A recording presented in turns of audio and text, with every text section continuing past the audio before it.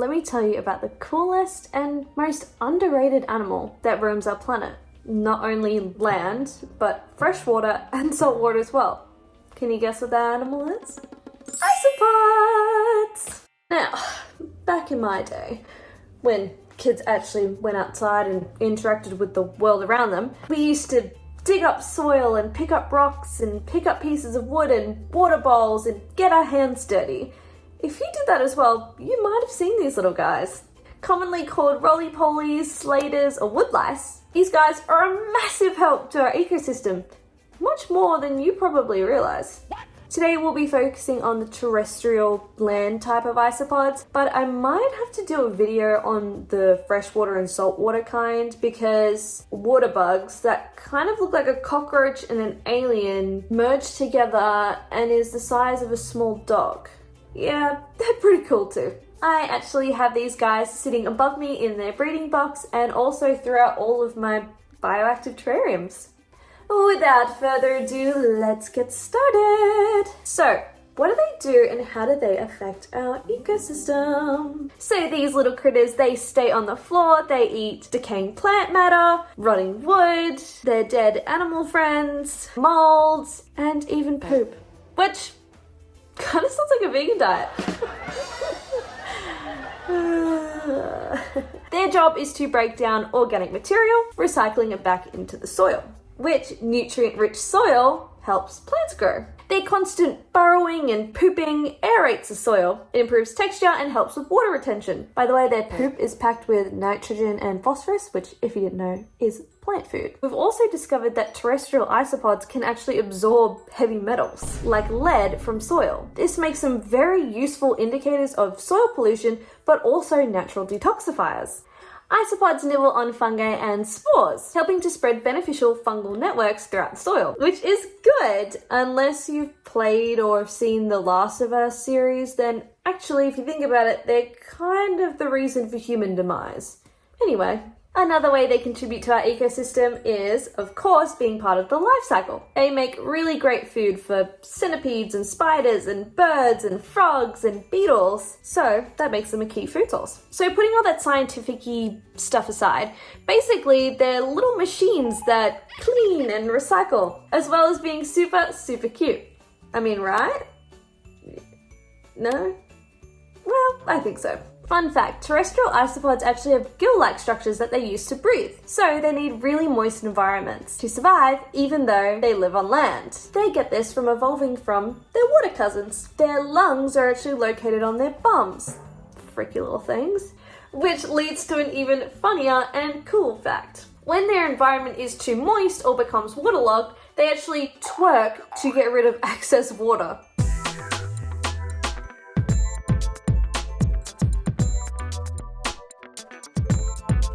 And who said twerking can't save lives?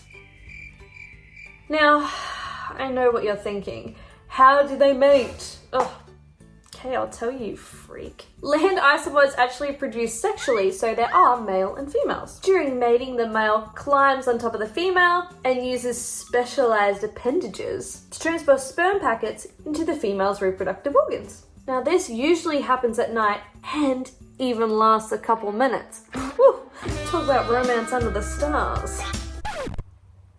Anyways, after fertilization, the female carries the developing embryos in a pouch called the marsupium, which is located underneath her tummy. Inside this pouch, the embryos are surrounded by fluid and nutrients, which keeps them nice and moist and nourished, which is essential since they have evolved from their aquatic counterpart. After 2 to 3 weeks, depending on species and temperature, tiny baby little isopods called mankai hatch. Now, mankai look like pretty much mini adults, however, they don't have all of their legs or body segments yet. They just crawl out of the pouch and begin life, fully functional. Just tiny. Oh my gosh, I haven't even talked about their coolest feature. Just went straight into the freaky stuff. Sorry about that. Some species actually roll into a ball when they're threatened. You probably would have seen this. This is called concolbation. Rolling themselves into a ball protects their soft, vulnerable underbelly, covering it with their tough, armoured exoskeleton. Other things that can also trigger them rolling up into a ball is bright lights, or sudden movement, vibration, or chemicals and irritants. Okay, overstimulated queen, I see you. However, only a certain subspecies of roly-polies can actually do this, the armadillidium, which sounds a bit familiar. Now, other species can't roll up, but they're smaller, flatter, and faster for squeezing into tight holes. It's time for another fun fact. Yes, just like singer Katy Perry, these guys have also been to space. It may sound wild, but scientists sent them as part of an experiment to see how life functions in microgravity. Like, let's say we ever wanted to grow plants or create closed-loop ecosystems on the moon or Mars. We'll need decomposers like isopods to help break down waste and keep the soil healthy. Scientists looked at how they moved in gravity, whether molting or growth or reproduction change, or if they still break down matter as effectively. So what happened to them in space? Well, they actually survived and adapted to the conditions. They continued eating, moving, and functioning almost normally, but they're resilient little space bugs. I wonder if they also had a newfound appreciation for life after landing back on Earth. Now, finally, here is a morbid but interesting question that we need answering. What would happen if they vanished off the Earth and went extinct tomorrow? Bugs are super duper important for our world. We rely on them, which is sad because people scream at them and kill them and don't appreciate them and think they're dirty when really they're cleaning up our mess. They're working overtime for you, keeping your planet clean, keeping you healthy, keeping you fed. So yeah, think about that next time you reach for a newspaper to swat a bug. Now, if they vanished overnight, the effects probably wouldn't be obvious to most people right away. However, the ecosystem would feel it very fast. Without them, the breakdown of organic matter will slow down significantly. Nutrients wouldn't return to the soil quickly, composting systems would stall. Soil then becomes compacted, microbial activity declines, water drainage suffers, plant roots struggle. This means that crops, gardens, wild plants, forests would now grow slowly or die. They may be tiny, but these little critters are the cleanup crew of the planet. If we lose them, nature gets slower, dirtier, and more broken. This is a very sad, but unfortunately possible scenario if we continue trashing the planet that we're on. So, how can we as humans support our ecosystem and isopods on a daily basis? Let leaf litter lie. That was a very, very hard sentence to say.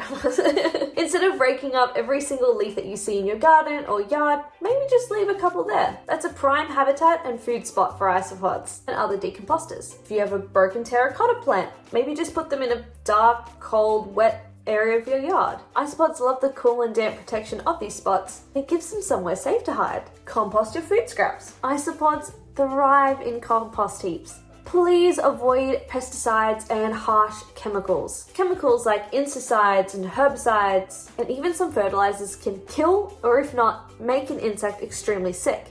Then a predator, let's say a bird, swoops down, eats that, it affects the whole food chain. So maybe go for organic gardening methods. Or do what I'm doing, educate others. Most people see isopods as bugs and they don't really care or really know of their existence and don't understand what good they do for us. In fact, share this video to someone you think could learn a little bit more about them. It's crazy how something so small has such a huge ecological impact. Look at that little critter. Thank you guys so much for watching. Please make sure to like and subscribe and I'll catch you in the next one. Bye!